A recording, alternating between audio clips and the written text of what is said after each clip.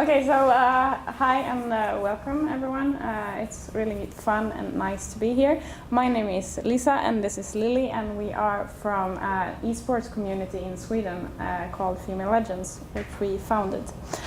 We are going to give you a brief introduction to esports. Maybe you are all pros in this area, but for you, those of you who are not, we are going to tell you a little bit about it. We are also going to tell you about Female Legends, what we do and how we started and our activities and such. But I'm going to leave it to Lily to start out. Thank you. All right, so what are esports? Well, it's more or less just electronic sports where you compete against others online. Usually it's played in teams, doesn't have to be. There's also some solo play like in Hearthstone and others. And right now it's the most growing sports, and it's just the beginning. And one of the reasons for this is that it's very accessible. I mean, everyone that has a decent computer can compete. And it's also much easier to just play from home than to get into the football playing field or go to the practice area in other sports. So it's easy for people to start. And one of the really good things with esports compared to other sports is that technically females and males can compete on the same level, because there's nothing physical stopping females from being as good as males. Yeah. And I just forgot to tell you all that, I mean, if you have any questions, just shout it out, and we try to answer them as we go. Please ask away. So the difference between regular games and esports is that in esports you're competing, and usually it's only online. But I mean, the esports started very early with like the home consoles and so on, and early computer games as well, where you're competing, but usually next to the person that you're competing with. So in like the play 1 and play 2 scenario. But in esports you can have a career as a pro, and that also differs from the just gaming area. Did you want to add something?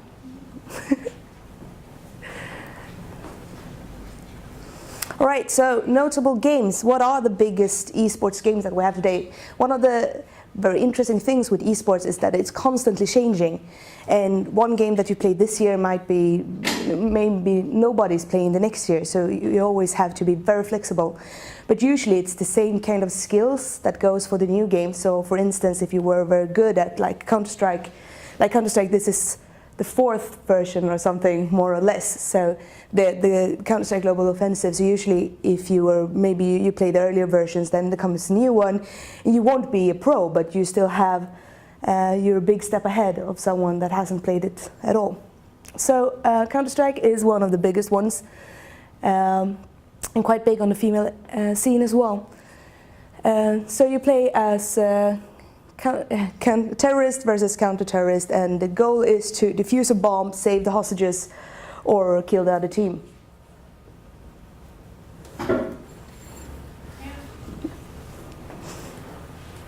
And then we have Overwatch, which is quite new game compared to the CS:GO one. And in Overwatch, it's also a team game, which Counter-Strike is as well, where you play 5 against 5. In Overwatch, you play 6 against 6. And the difference here is that you have a character, and this character can do something special. In CS:GO, for instance, they all have the same abilities. You can all use the same guns and so on. So in Overwatch, the tactics is a bit different, because on some maps or some times when you play, you need to pick another champion. And you can also be very good at different kind of champions. I mean, you can have like special things that you're good at with CS:GO as well. Maybe you're good at spotting the enemy, or maybe you're very good at using snipers, or maybe you're better at close combats and so on. But Overwatch has a bit more global when it comes to the characters, and also they have a lot of different maps and a lot of different settings where different kind of skills come into account. Then we have League of Legends, which me and Lisa started, where we connected. It's quite similar to Overwatch in that you have, but there you only have 5 characters again, but the characters can do different kind of stuff. And the objective is to conquer the other one's base, more or less. So you take down the turrets on your way, and then you go to the heart or the center of the base, and you kill it. And on the way you're killing the opponents, and you get money that makes that where you can buy items to get even further ahead. But it's more towards the role-playing kind of game than CSGO, for instance. And then we have Hearthstone, which is still in debate if it is an esports or not.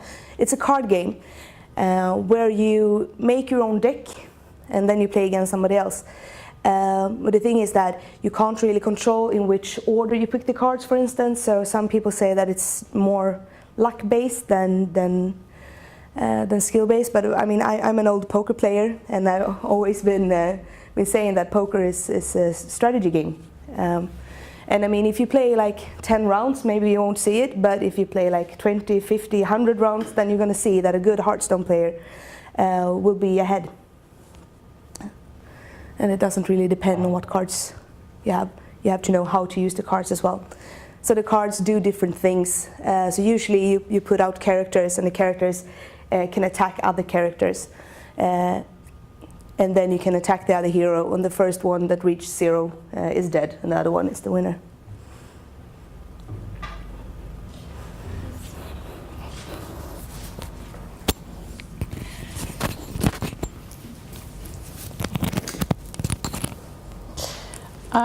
So, I mean, as you can see in these games, also I want to mention that they're all quite different in the appearance. I mean, there you have a card game, you have 2 kind of FPS games, whereas one, the colors are very vivid, while the other one is very classic with more like down-to-earth colors. So, I mean, all these games are very different.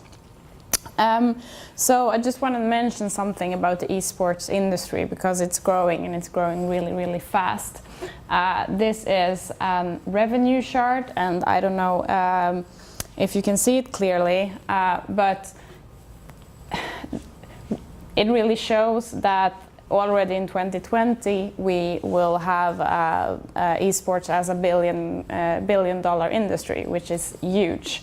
So I mean, this is in 2015, and I mean, and here it's $325 million, and here you have 1,488. So you can see like that it's growing really, really fast.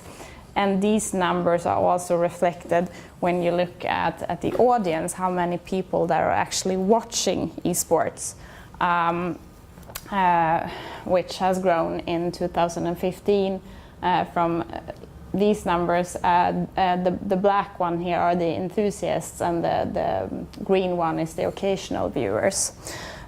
So I mean, if you look at a game like League of Legends that Lily told you about before, the World Finals had more viewers than the Stanley Cup Finals in ice hockey. So it tells you something about how big this game is. And I mean, most people knows about a sport called ice hockey, but maybe not so many people know about League of Legends. So it's quite interesting, actually. It's very hard to find numbers of the number of esporters, I mean people that are actually doing esports, and that is for several reasons. One is that you seldom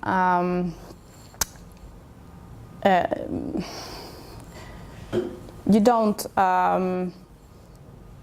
you put gamers and esports people in the same group, so you don't make a difference between them. That is one thing. The other thing is that the companies are quite reluctant to share their numbers. They don't want to tell you how many people that are playing their games, because it's part of their marketing to keep that a secret. But here is another chart. This is the prize money that has been awarded. And here we can also see that the industry is growing and that the professional scene is growing really fast. So, I mean, this is a super bad graph. But the first one is in 2008 to the left, and here is 2017. And you could really see how much it increased and how fast. I think it's 100 and... That's 140? Yeah, 140 on the top, millions of dollars then. And this is just like a small part of the industry, of course, the ones that are going pro and that actually wins the prize money. Then you have a number of other things that you make money from in esports, like streaming and stuff like that. So I think that this is actually an interesting graph, if you can see it, because this actually shows that Scandinavia is quite far ahead when it comes to esports. And you have Sweden in the orange one here, going up here. And this is the number of professional esport players per million citizens. So Sweden is up here with, does it say 40? 11. 11, okay. And Finland is here. So they're actually also quite far ahead, which is fun.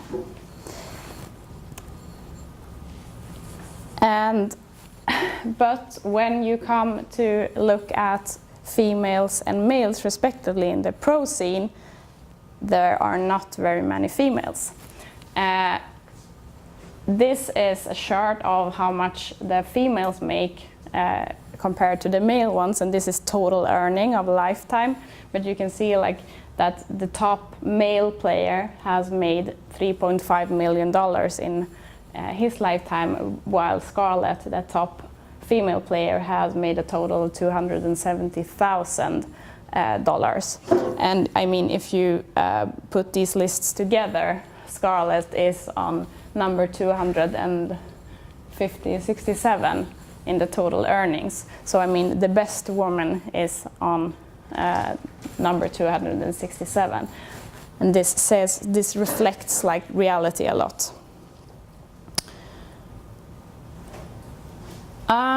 So is it that way that females don't play games or don't play esports at all? Not really, but here the numbers are also quite debated. This is a graph where it shows that it's 59% males versus 40% women that games. Here we have another chart. This is from Sweden, and these are the active console players. Here you find that 41% of gamers are women in the US, and here you find that 52% of the gamers is made out of women. So, I mean, we have the same issue here, that it's hard to really know what counts as an e-sporter if you count the total number of games. I mean, if you, we know that females are more prone to play a certain type of games. They're more prone to play games that have a great, like a history. They don't like playing just straight up shooters, for example. That is at the bottom of the list.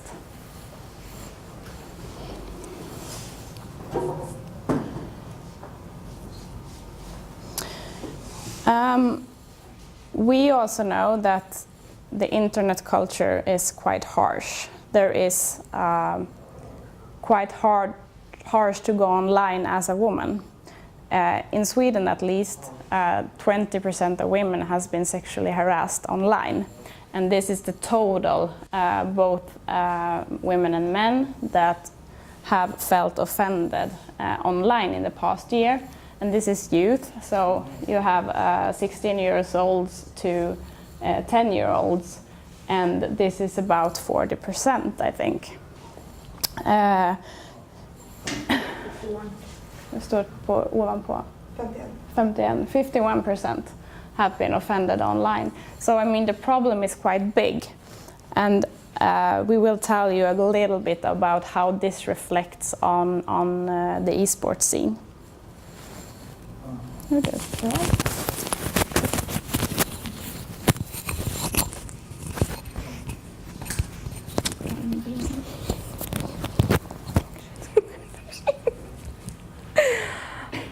All right, so yeah, there's a lot of sexual harassment online, and people usually say that it's a lot of harassment online, and yeah, of course it is.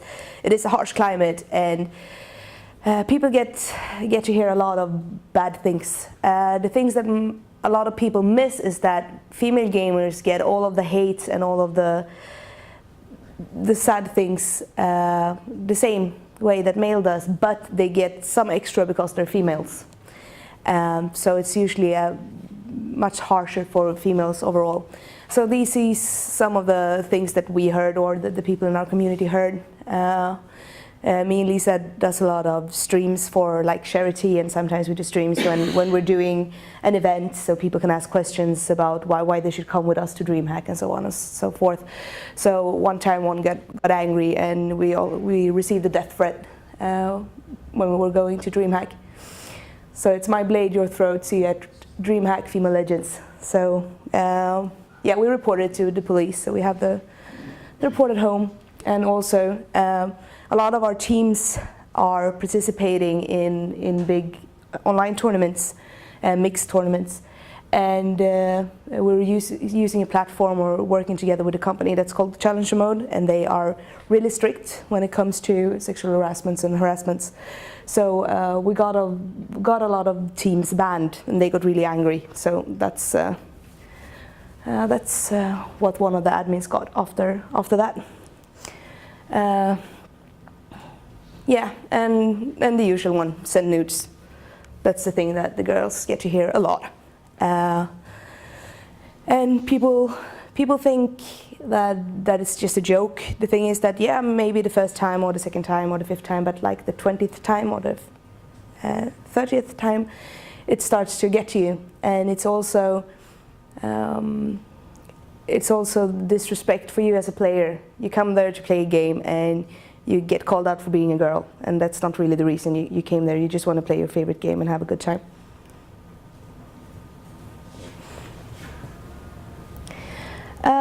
Yeah, so one of the reasons why the climate is so harsh is, or we think it is, because the lack of grown-ups or the lack of role models. I know a lot of friends of mine that played like ice hockey or football, and they had a really good connection with their trainer. It's like a second grown-up or second parent, or someone that you could just talk to or ventilate some stuff that you can't really talk to your parents about, that you could talk to your trainer about. And this is completely lacking in the esports world. And a lot of the kids or the youth lacks the appreciation and support at home. They can be in the room, and maybe they made this really good game, and they did this really good play, or maybe they talked to their teams and they managed to solve the problem, and they came out a hero, and they turned the game around, and then they come out to eat dinner, and they can't tell anyone about it. Or if they try to tell the parents, it's like, yeah, but shouldn't you be outside and do something important with your life? So a lot of young kids constantly feel a bit ashamed about themselves, and like playing it secretly, or feeling bad about that they should be doing something else. And that's one of the things that builds their frustration, and that's one of the reasons they behave badly online, because they're angry. Yeah, so missing the connection of a coach. They don't really have a trainer to talk to, and we try to fix this. So instead they find role models in friends or on influencers online. They look at them instead. So it gets a bit of Lord of the Flies kind of thing, where kids teach other kids how to behave and how to act, and that builds up the frustration and the anxiety, which becomes a bad circle, because that makes them act badly online as well. Yeah, so what are we? Yeah, Female Legends, is this the part where I talk about how we started as well, or is that, no, is that the next one? Yeah, right. So Female Legends, it's an esport community for girls and non-binary people. So mainly we're a Facebook group, and right now we're almost 1,800 members. And we go to LAN together, LAN parties where the kids bring their computers together and put them in the same area and play together, eat bad food and sleep too little, drink way too much energy drinks. We also make tournaments, and then we make female tournaments. And the reason for that I'm going to talk about later, why we need that. We also have online gaming nights. Most of our activities are online because we have members all over Sweden. We also have some members outside Sweden, because when we started to do the tournaments, we saw that there's a big lack of tournaments for females all over the world, and especially in Europe. So we got a lot of members from outside Sweden that wanted to participate in our tournaments. We are also a förening in Swedish. There's no really good...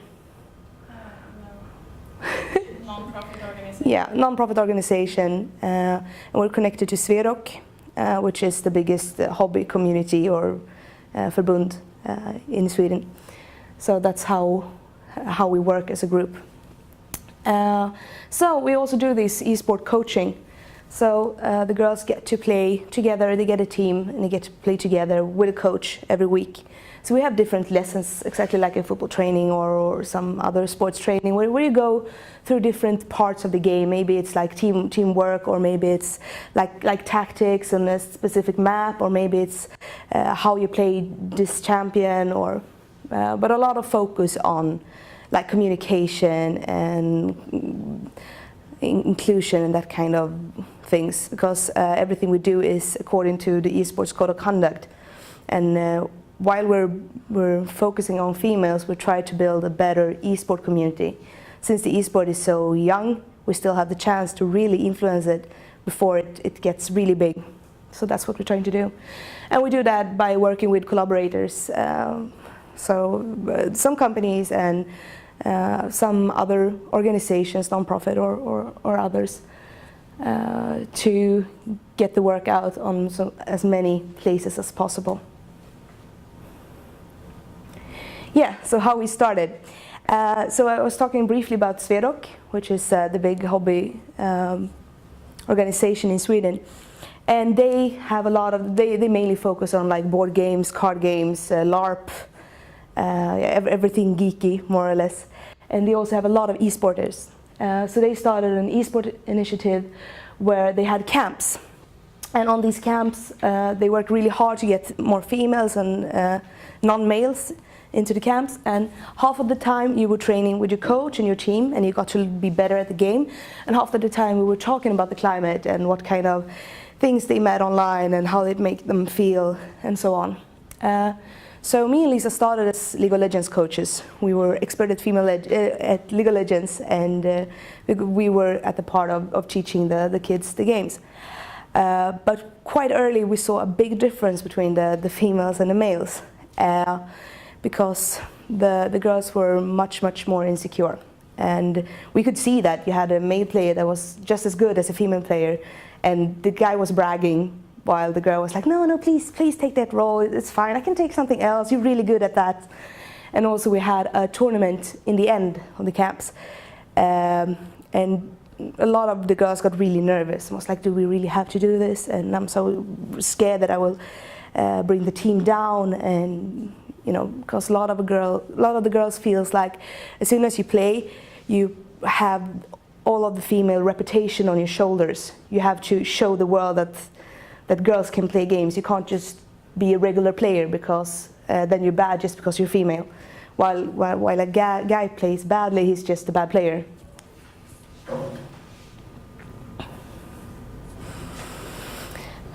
Yeah. So we were talking to each other, and we said we need to do something. And the first thing we did was what we came to was that we need a Facebook group. We just make a Facebook group with, and then it was just League of Legends because that was the thing that we knew about. So we make a League of Legends group just for females, where they can find each other and they can practice together and they can make teams. So we met in May 2016, and we started this group. We were playing the whole summer and talking about this, and then we finally started up at October 2016. We soon realized that this wasn't enough. Because this was a need in all esports, not just League of Legends. So quite early we opened it up to include all esports. So one of the things, and we got the feeling, or we realized that we need to do more. They don't just want to like play together. Well, what can we do? What can we give these girls? Like, okay, but we're coaches. We can give them coaching. So we started this the esport practice, and tried to, it's like, yeah. Once a week you get to train with your coach and you get to train with your teams. So all the girls in the group they sent in an application where they told us about what level they were on and where they wanted to be. How much do you want to practice? Because just as in regular sports, some really want to go pro and somebody just want to play football because it's fun, you know. So we tried to figure out on what kind of level do you want to be. So they get sorted into teams, and then every Monday we have our League of Legends esport coaching. So that is led by a coach, and they have a specific coach that both looks at their individual play and the teamwork. So they sit down and they get today's lesson. So like, yeah, today we're gonna focus on last hitting. So I want you to do this and this and this.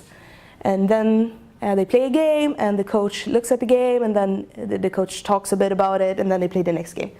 And then they get homework.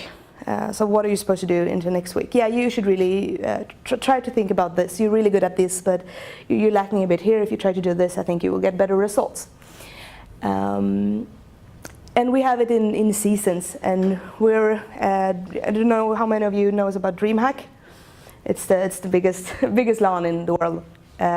And you have DreamHack Summer and you have DreamHack Winter, and everything we do more or less is between these seasons, because on DreamHack we always do our main thing. So we have seasons between DreamHack.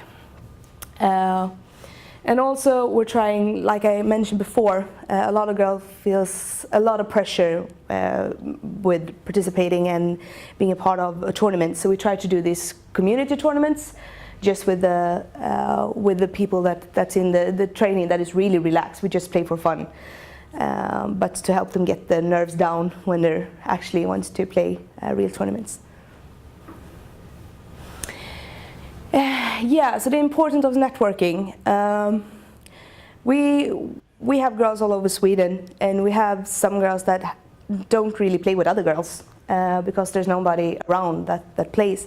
So we had this one gaming night. We were down sitting, and everything is online, and we have this voice channel that everybody can join, and then they talk to each other through this.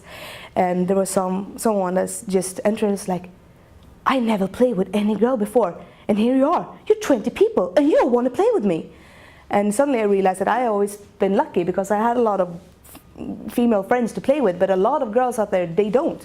They only play with guys, and a lot of the girls play with guys that's not really treating them well, but they don't have a choice, so they play with them anyway. So we try to get the girls to work together and do stuff, and do fun stuff and good stuff. So the training, of course, of the esports is a really big thing for them, and a lot of the girls met a lot of friends online and through our trainings, and a lot of those girls then do other stuff together. They go on vacation and they go to the LAN parties, and they meet up and become friends on the other side as well. And we also help them to play in teams, and they get a feeling of how it actually could be to be a part of an esport team and to play on a professional level. And also building the gaming confidence, because what we saw is that a lot of girls don't really participate in tournaments because they think they're not good enough. So after they've been playing together and they have a whole team to back them up, suddenly we can see them start participating in other bigger tournaments that's mixed. So yeah, and the tournaments. So we have a lot of, or all the tournaments we do is for girls only, and that's because we don't want them to feel the weight of being female. We just want them to be able to play, and they don't have to be afraid of getting the send nudes or to get a dick pic, or they can just play their game, and of course find like-minded. I felt a lot when I grew up. I was a gamer at a very early age, and when I entered like the middle grade, then all the girls looked at me like I was some kind of UFO, and the guys didn't think that I played for real. So a lot of girls feel like they're alone.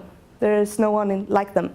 So to be able to like get them into the Discord or the voice chat group, or to get them to DreamHack and see each other, to see that they're not alone, and help them to find like-minded people. It's really nice, and it's also like the gaming night and other activities. Usually they build a friendship, and then they do other stuff together. Yeah, so now I've been talking a bit of this, but with the physical venues, we were talking a lot, both on the camps and then with the girls in the groups, like what do you want to do? And a lot of the things they want to do is like physical meetups, because usually they're quite lonely. They go to school and maybe they're not really fit in, so they go home and they play their games, and then the night is over, and they want to meet people for real, and maybe like discussing tactics over a lunch or doing other stuff together. So we try to make events and go together to LANs and other gaming activities to get them to meet each other. And then all the networking I was talking about, that's also much easier at the spot. And then of course they compete, because all the biggest tournaments are on venues. Usually you have like qualifications and so on online, and then you meet at the physical venue and you play the big finale. And also, like Lisa was talking about the numbers of esports, there's a lot of people just looking at esports, like you were half of the night. No, but that's a big thing, and usually on these big venues you can watch the final live. So to be able to sit there and, oh, did you see that, and be a part of it, as I can imagine, like other sports people are when they go to watch football or games. And yeah, like do other stuff together, because I mean you have some kind of connection. You have the same interest, and that's easily to bond over. And like I said, that I create a sense of belonging. Like this girl, that she logged into the voice channel and was like, shit, I'm not alone. To get those, to help them see that, yeah, you're not alone, and you see here's 100 other girls that's also part of this, and where you welcome. Yeah, so how to attract the girls, and this is a real hard part actually, because you can't really just say that here's a tournament for you, please play it, or come to our gaming nights, because they don't really know why they should, because they've done it before and it didn't turn out well. So we have a lot of girls that has really bad experiences of LAN, of DreamHack, for instance, and we have to win back their trust. That's the first thing. And I think that the first time that I really realized that this was important, it was just when we started. We had this matches on. We built a team, and we were going out to different schools, and they had a show match just to show that there's girls actually playing. And there was one girl in this team, and she was like, "Yeah, I had." It's been hard for me to go outside because of a lot of things that happened to her. But then I saw this opportunity, and maybe I could play my game again. And then I got scared, but then I realized that if anything happens, then you and Lisa will be there and defend me. And I hadn't really thought about it in that way, but of course we will. And I just realized that a lot of girls have been to places where they have been treated really badly and no one stood up for them. And that's why they don't want to come. So we try to help where we can to show that at least we will be there. And I mean, if it's an online tournament and something happens on the platform, I mean, we always talk to the people behind the platform and always make sure that people get banned or people get that they know about it. And also, that's really important for everyone. And what you can do and what we can do is to always back up girls when you get a chance, because a lot of them feel really alone. And if you give them a helping hand, it will be much easier. And also, what I got to learn is that I mean, I've been going to DreamHack since I was 16 years old, and I've been lucky. It's a bad thing to say, but yeah. I haven't really had so much shit that I had to go through there. But for instance, we were trying to get the girls to go to DreamHack because we think it would be a good thing to get into network there. And a lot of girls didn't want to go, so we asked them, okay, what do you want to go to DreamHack, or what are you missing on DreamHack? And one of the things they said was like, yeah, we want our own sleeping area. And my first thought was that why divide it? Why should that be an issue? Everybody could just, I mean, sleep in the hall. And then it was like, yeah, but we had some bad experiences in the sleeping area. And that like opened up a whole new world for me. So I hadn't even thought about it that way, because I didn't have those kind of problems when I went there. But that doesn't mean that there's a lot of girls that have that kind of experience. And it's really important to listen, because just because you haven't had that problem, it doesn't mean that the others, that they don't have the problem. And also, I was talking about that a lot of girls feel the pressure of being the girl, or feeling that they have to have all the burden of all the female gamers on their own shoulders. So don't push them. If they're, I mean, of course, sometimes they need a bit of a push, but try to understand that it could be really tough, and maybe not just like, yeah, you can do this, you're good enough. I mean, just let them play casually and have fun, and then show appreciation and respect. Because what we said and what Lisa said with the numbers in the tournaments, I mean, it's a lot of difference between female tournaments and male tournaments, and I mean, that's some kind of respect also. I mean, yeah, you're worth. I mean, this is the same when I played poker. We were talking a lot about it. It's like as a guy, you can win millions, and the female tournaments, they're about a muffin, and we can't really have that. Yeah, so our goals. I mean, our main goal is not be needed. We want girls, and we just think that gender is so unimportant in this matter. You should just be able to play regardless, and it's so sad because esports is one of the few sports where you actually can play on the same level. So it's so sad that it doesn't look like that way. So we want an esport where everybody should feel welcome, regardless. And we want to improve the online climate, like I was telling you before. Like the esports is so new, it's now we have the time to really influence it. And we want more or less an equal professional level. So we want this to be ish 50-50 of females and males on the pro scene. And that doesn't mean that we want to, we want the girls to be on the same level. We don't want them to play anyway. What do we really call it?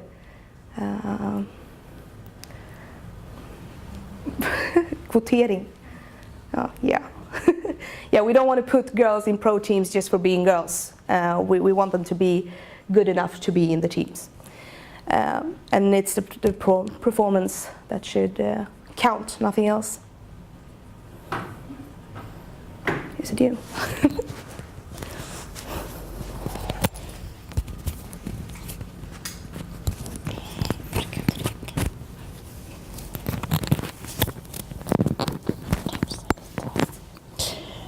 Yeah. So I'm just gonna tell you a little bit about what we're working with currently, a few of our projects. This is the newest one that we got funding from Svenska Arvsfonden. It's the Swedish Inheritance Fund. So it's pretty much people that are deceased and don't have any relatives. Their money goes to this fund, and then they give money to projects which concerns youth, children, and people with disabilities. So we actually got some money to do this project called Future Esports, and I'm gonna tell you a little bit about the statistics, the background, which is mainly from this graph. So this is in Sweden, and it shows how many people that are gaming ages 0 to 18, and the boys are the light purple, and the girls are the darker one. So I mean, all children play games, like until they are like ages 9 to 10, and here you can also see like a clear switching when you go from playing iPad to having your own computer, for example. But for some reason, girls stop playing at like the ages of 10 to 13. It like really goes down. So we are very interested in why is this happening. I mean, the boys just keep playing, and the girls' gaming goes up. So I mean, in the 20s again, they're at probably the same levels at the guys as the guys. But I mean, you can figure that if you stop playing for 8 years or something, your level is gonna be lower than your peers. This we are gonna figure out. We are gonna do a bunch of camps. Lily told you a little bit about the Respect All Compete when you talked about inclusion and you were playing your favorite game, and we're gonna do it pretty much the same way. You are gonna come to the camp and you are gonna play your game of choice. You're gonna get coaching, so you improve the game, but we also gonna talk about what you meet as a woman or as a girl in esports, and why so many girls stop playing at young ages. Another part of this project is what Lily talked about with the importance of the physical venues, because we think that you feel more safe when you have a friendly environment, when you know that you have friends, that you have peers that supports you. The girls that are on the camps are also going to get coached on physical plays, like an organization, and we're going to compare them to those who get coached online to see is there any differences if you actually go to a place and meet and play together versus playing online. A third part of this project is the educational part, where we want to educate school teachers and parents and other people that work with kids that are into esports about esports, because not many kids today talk about what happens online. In a Swedish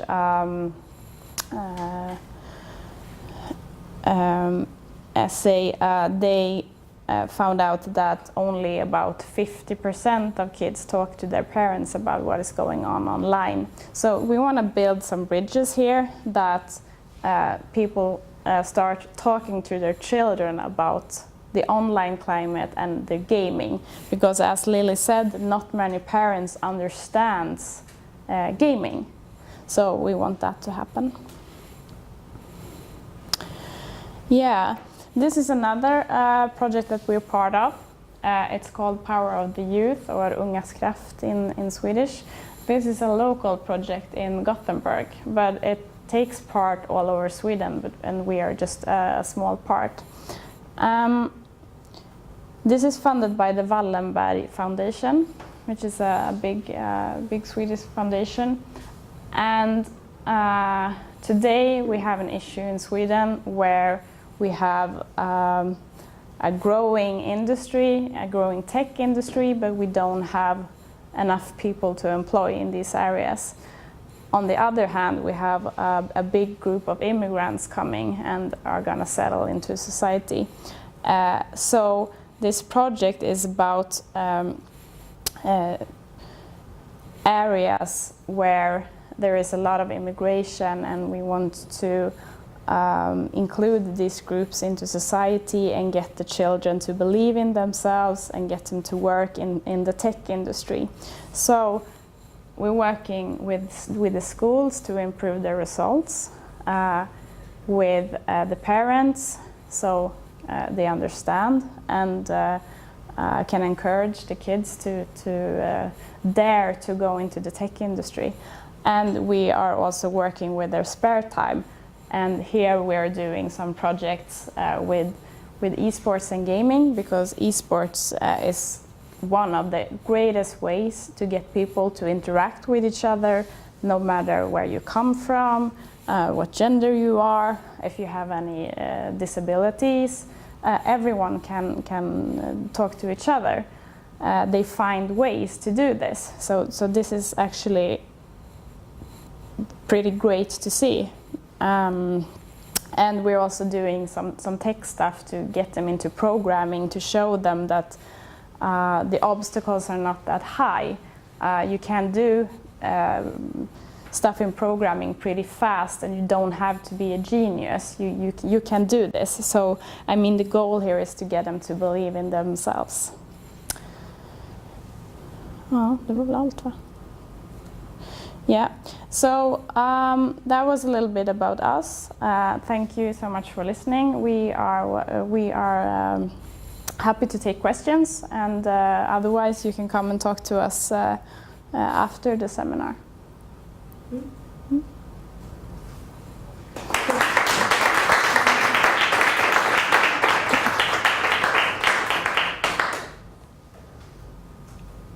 Any questions? Nothing? Kinda. But is League of Legends your games you play, or are you competing? Our personal? Yeah. Not anymore. We started this community and we stopped playing because We didn't really have the time. no, because lack of time. Yeah. So I mean, I mostly play Overwatch now. Yeah, I recently started a bit of League of Legends, but I mostly played Overwatch as well. Yeah. But one thing that with numbers that I forgot to mention was, well, we started in 2016, and then in October, and we went to DreamHack, and the first DreamHack was a DreamHack Winter, that was in December, and we shared a booth with Sverok, and on DreamHack we became 80 people, and we thought, like, this is huge. We're almost 100, and then we started more with the coaching, and we started also with the tournaments. And then on DreamHack Summer we became 800, and also we were only 2 people managing this. So yeah, we didn't really have any spare time to play at all, since we both had jobs.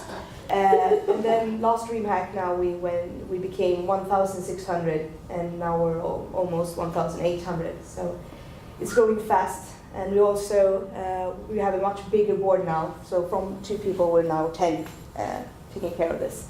So life is starting to ease up a bit. Yeah. But I mean, yeah, the first thought was just to make a Facebook group, and then something happened. I suppose that there was a big need that needed to be filled. So, and now we're here. Yeah. Took us all the way to Finland. Yeah. Do you have any ideas you could give for like how to find and to get girls to come to like smaller events, like smaller LAN parties? What we've seen, like, and what we're doing with DreamHack, for instance, I was talking about we asked the girls what do you want for DreamHack, and one of the things they said was they wanted their own rows. They wanted a place. Okay. Yeah, they wanted a place to sit together, because sometimes it can get a bit weird being on DreamHack. I went there as a 16-year-old, and I remember one morning I was playing, and I forgot, and I was walking. It's like big rows with people sitting back to back. And one morning I was just woken up, and I was walking in this like line, and I hear the chairs behind me turn around. And I was like, just went up. I had really slacky clothes. I was not no makeup, nothing, but still, like the guys were just turning the chairs as I went. So a lot of girls think that's creepy. So yeah, we managed to get our own area where they could sit and play together. So one of the big things they say is that they want to sit together just to be able to focus on the game and don't have somebody, you know, looking over your shoulder, and yeah, and also have their own sleeping area because they had bad experiences. Yeah, and then it's also a lot about marketing, how you market it. Like, try to really market it as an inclusive event, because I mean, we always say that the guys come anyway. You don't have to advertise for them. They're gonna come. The girls you have to drag in. So I mean, if you market towards that you show that we are gonna follow code of conduct, for example. We want everyone to feel safe. Then Maybe something that is only for girls at the event. Yeah, exactly. That's really good. And also, our experience is that from DreamHack, a lot of girls want to go, but they don't have anyone to go with. So we have like online gaming nights some months ahead of DreamHack to so they can play together and get to know each other before, and then they come and meet at DreamHack. So that can also be an idea if you have those possibilities. Yeah, like building communities beforehand and early, and maybe to talk to them and maybe have like some video clip of some girl going to a LAN event and get them to tell their own stories, because we've seen that.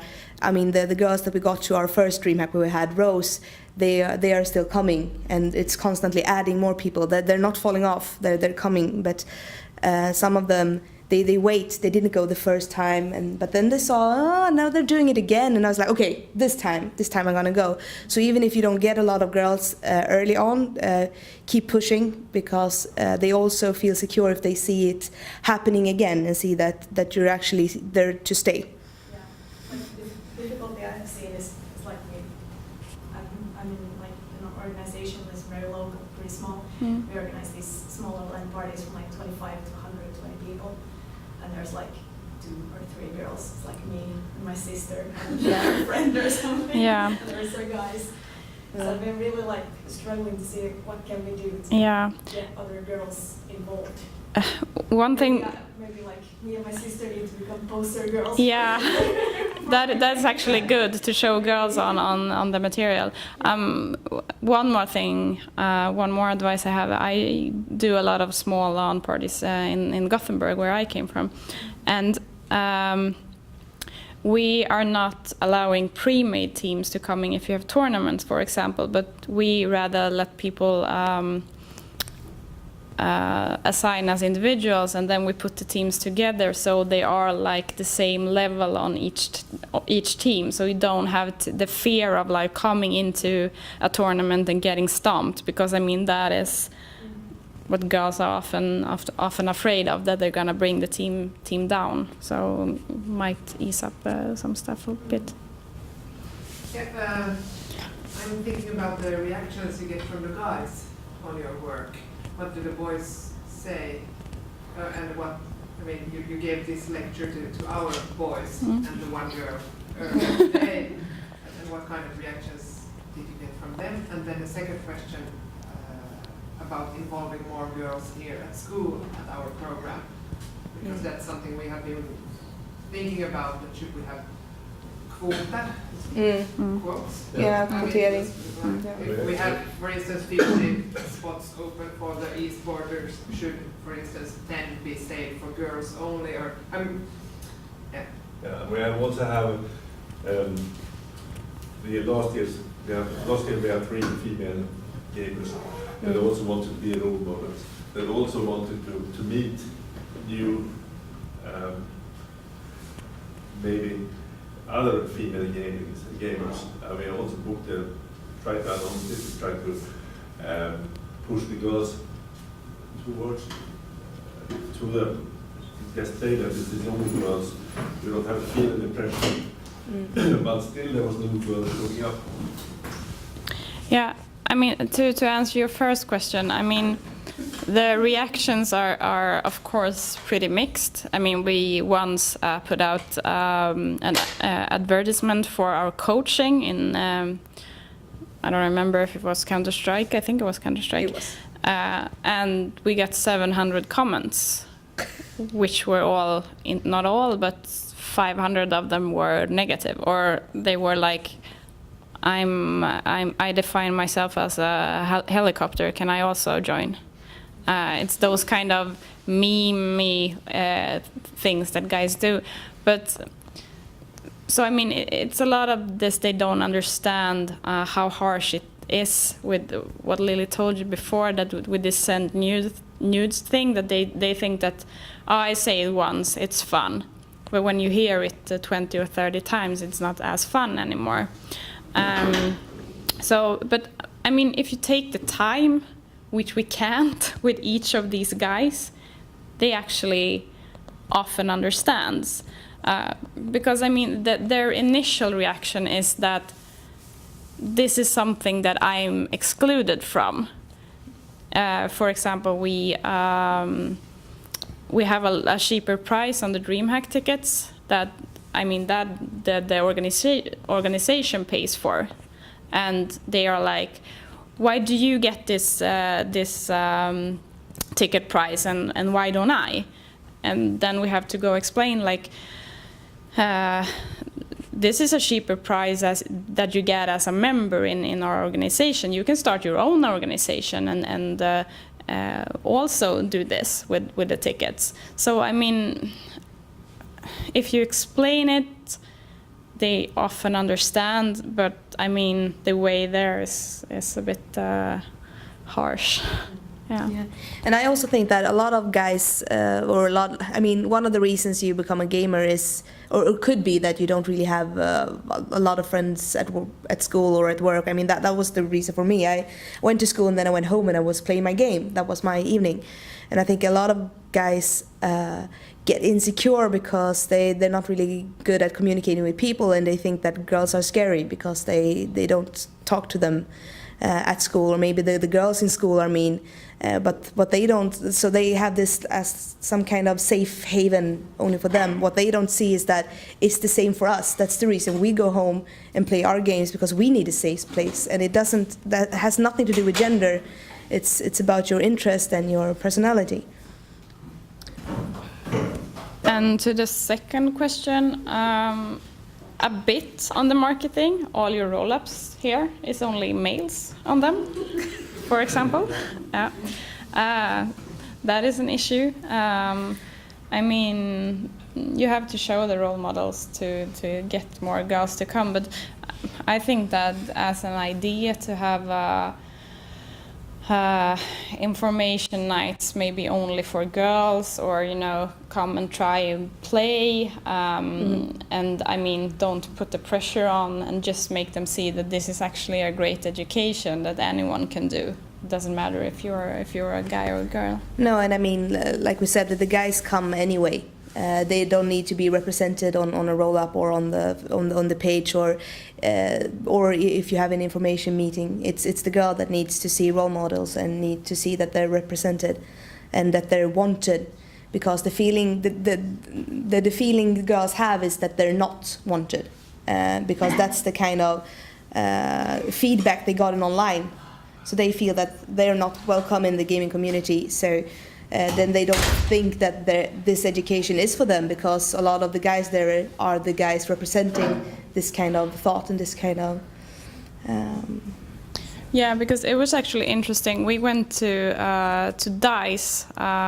They make a Battlefield and the Star Wars Battlefront games, and they were very interested in what do your members have to say about our games. What can we do to make our community more including? And we told this to the community, and their reaction was pretty much, are they really interested in what I have to say? So I mean, they don't think, the girls don't think that anyone is interested or that they are not wanted. So I mean, that we have to change. Yeah. I was talking with some of the guys after this morning's lecture, and some of them was, it was really good and really interesting, and some of them said that, well, I didn't get the point, what's the problem? And I think that's also reflects the young guys, the young male gamers, that but they don't actually see the equality perspective, or they can't see it from their male privileged whatever. Yeah, exactly. And I also think that there's still a difference in how you raise girls and how you raise boys, that the boys are just like, I don't care, and it don't get to them in the same way. We see that the girls are like more easily offended when you say stuff, and I mean that you have to take into account as well, that people react differently to different slur. So and I mean there's also statistic saying that that if you're a girl and play games, your parents are more keen to think that you play too much. And also, if you're a girl and play games, you think that you play too much compared to a guy. And also, one of the things that we do at DreamHack is a lot of girls are missing gaming computers because they play on their family's computer or they play on the school laptop. And I was thinking back when we saw this issue, and I was thinking back for myself. And I have a cousin that's a male. He's 1 year younger than me, and we had the same interest. We've always been talking a lot of games. But every Christmas he got money and I got gift cards. And it's a bit hard to buy a graphic card on Hennes & Mauritz, you know. So that's also an issue. So what we actually have is that we have collaboration with Enet, so we can borrow computers for DreamHack, for instance. So the girls get to borrow, to rent really cheap, to make sure that they really need it. A gaming computer during the event, so they can participate in the tournaments and so on. I just have to say, I mean, I think many of our e-sporters here at Parkticum they know about the equality thing, and they at some point understand it. But I think the next step for us would be to work with the parents, because it's us being parents not understanding how we raise our kids and how different we do. And that's a good example of giving what kind of gifts we give to our kids. Yeah. But my kids, I have 3 sons, and I give them pens about it. My family made Steam gift cards all the way. Yeah, but I mean it's all of these small things adding up, making it so much harder for females to actually be a part of the esport world. I mean, when you look at everything individually, you're not going to see much difference. But when this start to add up, you see that the level is actually quite high.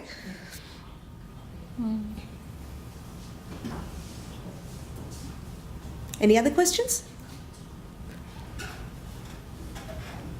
What kind of tips do you have if someone wants to do something similar to Female Legends in Finland?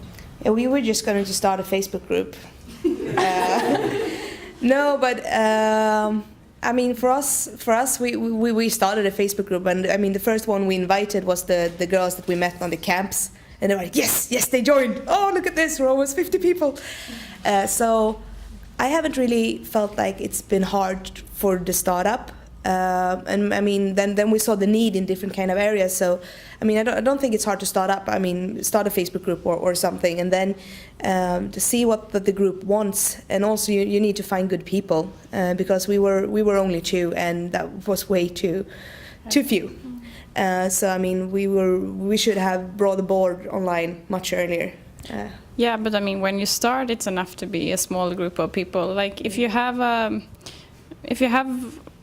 motivation for it. I don't know where you live, but I think that here in Helsinki you could probably find a few girls that are interested in doing the same things and like do stuff together.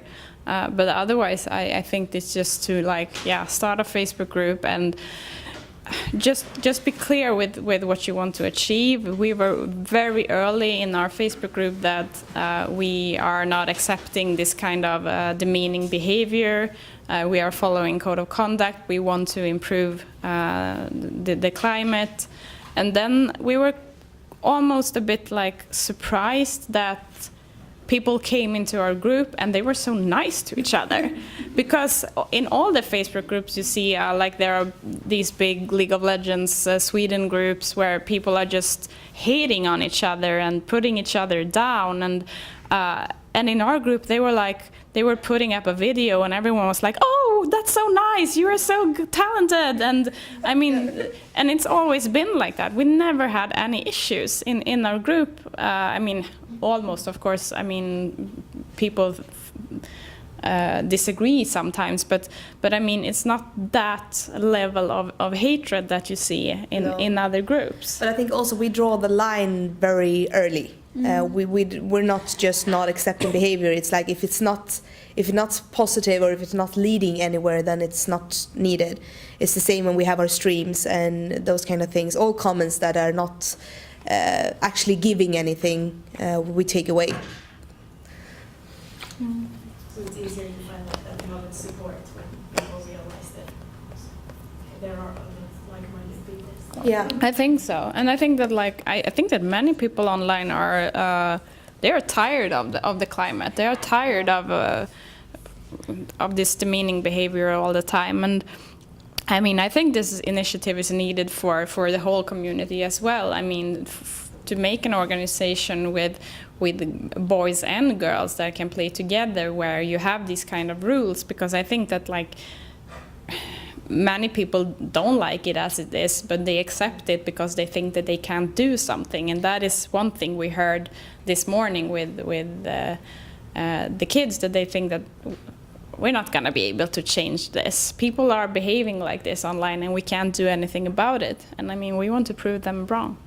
It's start somewhere. yeah. It was the same thing they were telling me when I asked, how was it? Yeah, fine, but I can't do anything. No, but I Of mean, course you can change the world, but you can change yourself and your state of mind, and maybe if you become a parent yourself someday, and so on and so on. I mean, yeah, but that's the perspective I think we need to have. yeah, absolutely, and also that I mean the companies and the platform needs to take their responsibility. I mean, they have to make clear that this is not the way we're behaving when we're playing. No, when you play our game, you play like this. You're not behaving like this, and I think it's most important for like the tournaments and so on. I mean, if you can't behave, and we also see the change starting on the like elite level. A lot of really good players get banned because they can't behave. So I think we're on the right track. It's moving a bit too slow, but we still have a chance to change it. And I mean, also what we learned at the camps where the mixed camps was that a lot of the guys, more or less everyone, said that they don't like this environment. They don't want it to be like this. But the thing is that they feel threatened, or they feel offended, and then they defend themselves by making the same, by adding it on someone else instead. We also have statistic. Riot, for instance, the company that makes League of Legends, they actually have statistic that if you flame, you lose more games. So they started to add small tooltips in the loading screens that said like, like you lose 20% more games if you flame, for instance. And people who get banned, they only get banned once, and usually 98% of them are improving their behavior and so on. And also lately, one of the tooltips has been, since we started with these tooltips, we had a lot of less reports, blah, blah, blah. So they're actually trying to change. It's really great to see. So you are actually changing the world. Yeah. Ah. Yeah. Your face. Indeed. Yeah. Yeah, and I mean, it is the community that reports. I mean, it's the players that report other players for behaving badly. So yeah, you are the one in charge. Yeah, but I think that's, I mean, I know that you teach it here, and I mean, it's one thing that we really have to be clear with, that if you want to become a good sportsman, I mean, if you want to become good at your sport, you have to behave well. I mean, because you lose more, as Yeah. Lily said, and I mean, no one wants you in a pro team. No organization will want to sponsor you if you behave this way. Also, by focusing on somebody else or somebody else's and blame somebody else, you're missing the point of focusing on yourself. which means that you do a lot of more mistakes when you blame others because you're not focused on your own play. But it's hard, I mean, a 17-year-old boy, you're only focusing on yourself all the time, but then again, it's much easier to focus on all the others doing the trash talk and all the others doing the bad things on the net. Do you see the paradox in that sense? And Yeah. I mean, the it's young people, they're smart. It's a smart group to work with, but but they're also it's a difficult group in that sense. Yeah. But I think it helps just to get them to think about these things and to discuss them. Yeah. And also, it might be different if it were more girls in class or if it were more. I mean, we felt a lot of difference. I mean, on the Respect or Compete camps where it was more like 50-50, you had a completely different kind of climate. And it's also like the guys, they dare to be less aggressive because they don't feel that they have to stand up for themselves or being this kind of person that they think that everyone wants them to be, or The alpha male. the alpha male. Yeah, and I mean, if you have girls in the discussion, they also experience in these things, and they have to think about it earlier. So you see that the girls at these camps, and I mean, these were kids in the age of 13 to 18. The girls were almost always more mature than the guys when they were discussing, because they have already processed this once or twice or 10 times. I don't know. Yeah. And I mean, it's a completely different thing. It's much easier to distance yourself if it's like, yeah, but that's about the girls that get treated that way. But it's when it's my friend next to me that actually get treated this way. It's much easier to relate. Yeah, we have just one of our teams here is a mixed team, since we only have one girl at the program at the moment. Yeah. But I think that's one of our best functioning teams at the moment. Yeah. That's what the players say themselves as well. Yeah. Or one of the guys actually was interviewed now for the radio, and he says, "Yeah, I think since she came along, and we're working. It's a better team now. It's more balanced, and it's really interesting. A young guy saying that." Yeah, but I mean, you can probably transfer from, I mean, companies strive for no gender gap because, you know, they know that the organizations are more effective if you have about 50-50. So, I mean, that research comes from somewhere, and you can probably translate it into esport teams as well. Yeah. So, thank you.